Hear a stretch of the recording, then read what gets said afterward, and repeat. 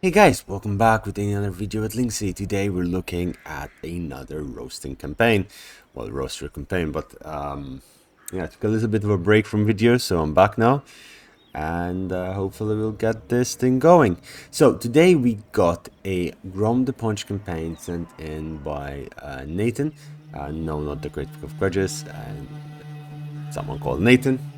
And he told me it is late game, it's one turn away from achieving the long campaign victory, but it is a mess as it is a This is Total War, I believe. Okay, wait, not that. Yeah, he has a This is Total War campaign.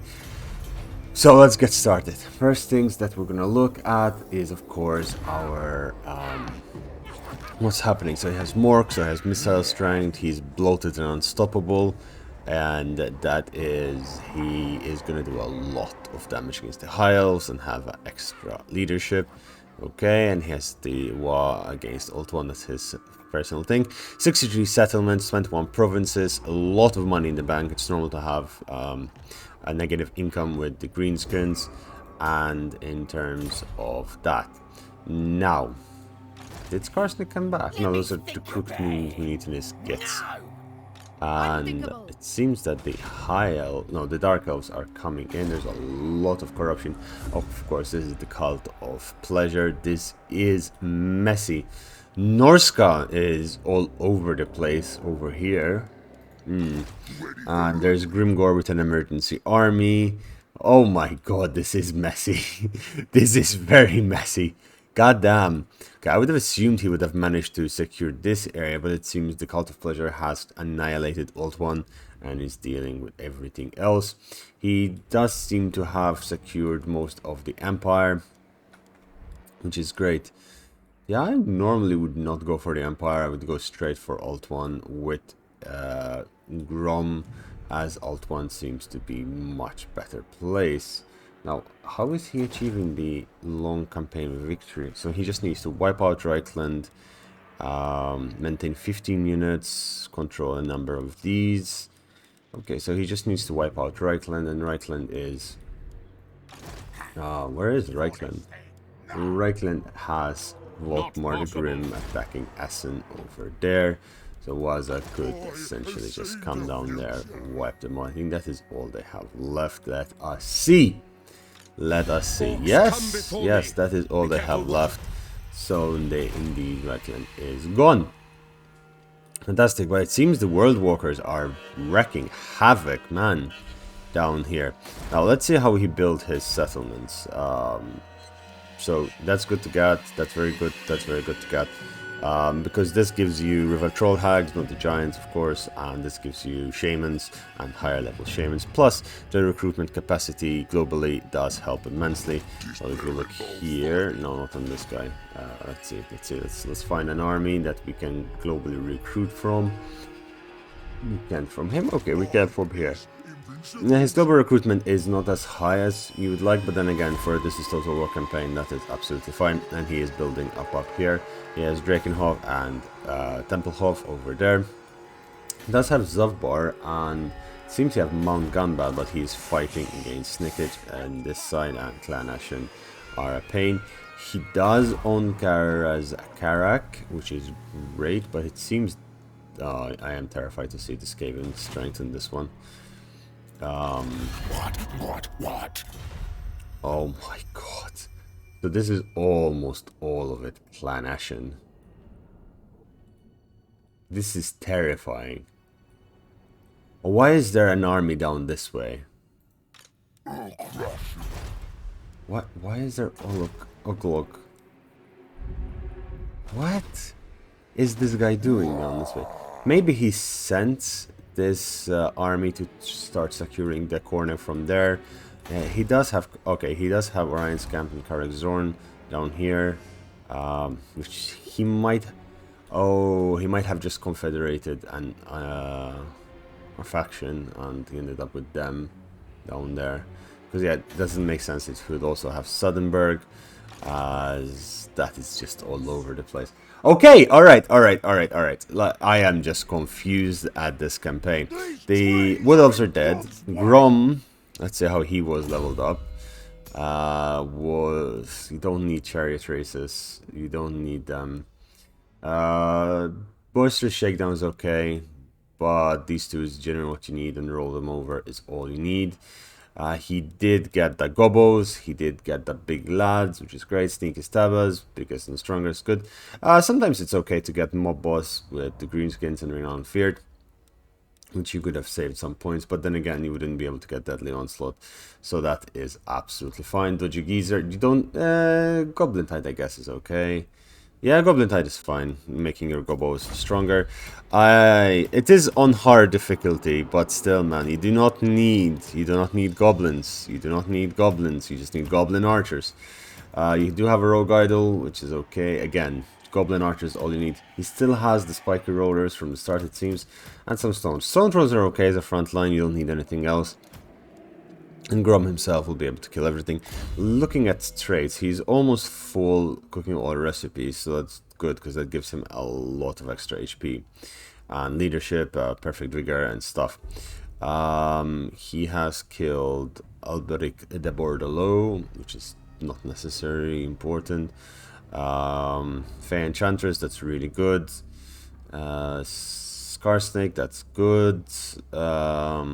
Ikit Claw, that's not bad. Research. Okay, Gelt, Karl Franz, and Morgur. Morgur is actually good for the 30% extra missile resistance. That is very good to see on Grom. That's really strange. Morgur is actually alive that long. Or maybe he just respawned. Is this campaign in a good place? No, not by any extent of any imagination. It's a bit all over the place. I don't understand why he lost this territory and this territory, because I would have actually... I understand that you'd go for winning, but you do not have secure borders at all. You do not have secure borders up here. So, for example, what I mean by this is that if you are to take the Wasteland and control Arnau and Wrecker's Point, you're basically controlling the flow of invasion from Narska. Because you lose that, and it seems he actually lost Corone to a rebellion, you're going to end up in a situation where you're going to send endless waves everywhere, right? So you need these two, and Corone are very well defended. And Corone is a very easily defendable settlement. It is an incredible settlement, so you should really take it. And then you can have Marienburg, which does help quite a bit. You shouldn't be able to lose the forts. The forts are fantastic, and they do give you a lot. Not sure why he doesn't own the mountains. But... Oh, wow, Myrmidons is under siege. Yeah, so he's basically under siege from everywhere and under attack from everywhere. And these are not... I mean, they're not the best armies. Marathi is very strong, but these are really good in the AI because they can micromanage them properly. So yeah, what you need to do right now is... How many armies do you have? You have 7 armies. Okay, so you have Grom. You have Skarsnik. Again, you just need more goblins. Goblin archers are fantastic, especially with the Wa. Your current Cauldron Nuggets and Slime, campaign line of sight, campaign movement. Okay, so you're buffing Grom a lot. You're giving Night Goblins and Goblins more ammo. That's okay. Harpy Teeth is really good. Regeneration for Goblins, that's very good. And Obedience. Okay, so... what would I go for? I mean, he unlocked all the recipes, I think. Has he? He cooked... No, he needs some ingredients that left. So something I would go for is... where is it? I mean, I really like my fishy shrooms, right? Perfect vigor and fisher breath, and then extra income. This good stuff, and then you fix stuff down. So you need blue and red. So let's see. So that's good. Remove that. We don't need growth right now. -8 leadership to the enemy is good. This is fantastic if you have lots of magic and fire resistance. So actually, Stinky Fungi and Green Spores would be the best. And then you get research rate you don't need anymore. You get regeneration, and you get RPT, they're fine, but according to what you're fighting. So Eagle Sight, you're fighting a lot of infantry. Eagle Sight would be good because you'll be able to shred everything in the pot. And again, this campaign is suffering mostly from extra corruption. Is the chaos? No, chaos has been defeated. Chaos has been defeated. So the corruption of chaos, of course, is a pain in the ass, but you need to get that removed. You need to secure these random settlements which are not occupied. You need to take them and occupy them. You need to fix your armies a little bit. So this army is great. Very good, very good. You do not need orc boys. If you're going to have Warzak, you're going to put... yeah, just give him Savage Orc boys, man. Savage Orc with Biggins. Look at the stats difference, right? Yeah, they have a little bit less armor, but look at their melee defense and melee attack and everything, man. They're just so much better. He has River Troll Hag, the Orc Shaman. Yeah, that's good. You don't really need an Orc Shaman with Warzak at all, because Warzak gets super cheap leveled up, so I'm assuming he confederated him, and he's confederated relatively well. Titanic Beat, yep. Once you get Titanic Beat and Foot of Gork, which you can get them really early on, you're going to be doing a lot of damage. Skarsnik, so he has most of his armies over there, and he has 2 weak armies over here. I mean, Grimgor himself is not that great.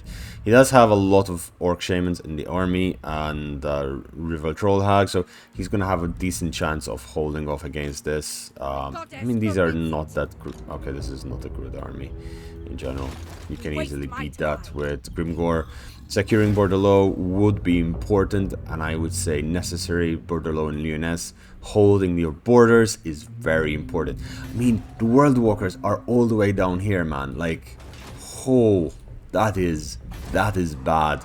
You have Certosa, but it's isolated. You don't have an army down here, and because you don't have an army down here, you're going to be losing everything. Malus is coming here, and he's taking Barakvar from you. You're getting attacked by dozens of army of Skaven. Yeah, Skaven are pushing, and this is a terrifying army in the hands of Skaven. Just absolutely terrifying armies. Very strong. You're going to need a lot of artillery to deal with that. For turn 200, being this close to winning the long-term campaign on a This is Total War, it's fantastic. Campaign gets a 3 out of 5, in my opinion, as he did not secure his borders, as I was talking about. He has a decent economy. He managed his economy very well, so that also pumps him up a little bit. In terms of his armies, he gets 2 out of 5 because he does not have enough armies. He can afford another army. I understand it's expensive, but hey, you're only paying 7% upkeep per army. You have 7 armies, and so where are they? You have Grom over here, heavily damaged. You have Skarsnik doing nothing over on this border. You have Orlok the Horrible, which again could have been a Confederation army. It kind of looks like a Confederation army because it's just all super high level. So you could just come and take Temple of Skulls and start securing, so that's actually placed well. This army is too expensive. Oh, it's a great army. Ragnarok Spiders are a great army, but this army is costing you 11,000. And if you look at the army of Grom, it's 4,000. Where Ruknik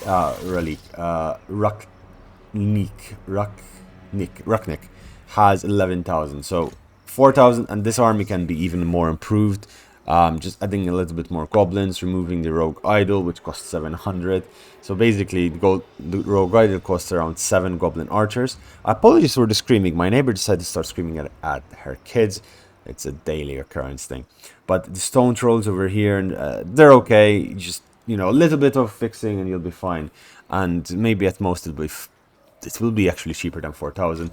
And if you disband this army, which is a great army, don't get me wrong, these are very, very good armies, but you're gonna suffer with them, and they're not that effective. You know, so this army is just an emergency army. We'll forgive it. Azak, the slaughter. Oh, so he actually got the entire clan in. Azak again. Where are the archers, my dude? What are the archers? You need to be efficient. Now, he does give, yeah, I'll abandon. Yeah, you just need heroes are good. Maybe another shaman or another black orc big go boss. Normal goblin archers, because goblin archers can get where is it? He's here. So goblin archers can get heavy ammo with 400 armor piercing damage is fantastic. Of course, they do not have the same range, but it is important. And then Warzag, again, decent. You just 200 croc spiders are good in each army, and then throw in goblin archers, and you are fine. And then he has a bunch of random heroes down this way. So yeah, this is actually a really generally fun campaign to see and see what happened. It's making me want to go back to one of my Grom campaigns, but I've played Grom recently, so I don't want to go down that route again. Grom, Rapans, Ikithla are my favorite go-to campaigns. It's just relaxing to play them. And Tyrion. So yeah, this campaign, armies, 2 out of 5, mostly because you have armies like this, which are super hyper focused, but at the expense of all of your other armies, such as this one, this one is are these fanatics? Okay, if they're mostly fanatics. Okay, we'll forgive this army, but you know, like Grom's army needs a little bit of love. Grimgore, you need at least, with this much territory, you need so 1 army, 2 army, that's fine. You need 3, 4, so you're missing 1 there. 5, you're missing 1 here. 6 you have there, 7, 8, 9, 10. So you're missing like 4 armies, no, 11. You need 2 over here. You're missing like 4 armies. I mean, even Tretch Craventail is still alive, coming to get you, man. Like it's bad when Tretch is trying to get you. And what does he have? The biggest Guinness trophy. So he has extra ammunition or armies. Okay, that is a really good trophy. That is a ridiculously good trophy. Missile strength. Yeah, exactly. Just go with, like, you have the right idea, not executing it properly. Well, ladies and gentlemen, tell me what you think in the comments below. Overall, this campaign, I'll give it a 3 out of 5. It's a good attempt. It's on hard difficulty, so it would have gotten a... I would have been more lenient if it was on legendary. Doesn't mean anything that a person plays on hard difficulty. If this is what they enjoy, this is what they enjoy. But of course, you need to compare to something. But yeah, overall, it looks like a good campaign. Just needs to work on a little bit of details and see where it goes. With that said, ladies and gentlemen, thank you for watching. I hope I see you again. Please do send me your campaigns for the roasting. And as of now, I'm also accepting multiplayer battles. So if you do have multiplayer battles and you want someone to cover them and want to give me a shot at casting them, accept serious ones, meme ones, tournament ones, whatever it is, I'll be more than happy to help out. Thanks for watching. This has been Linksy. Goodbye.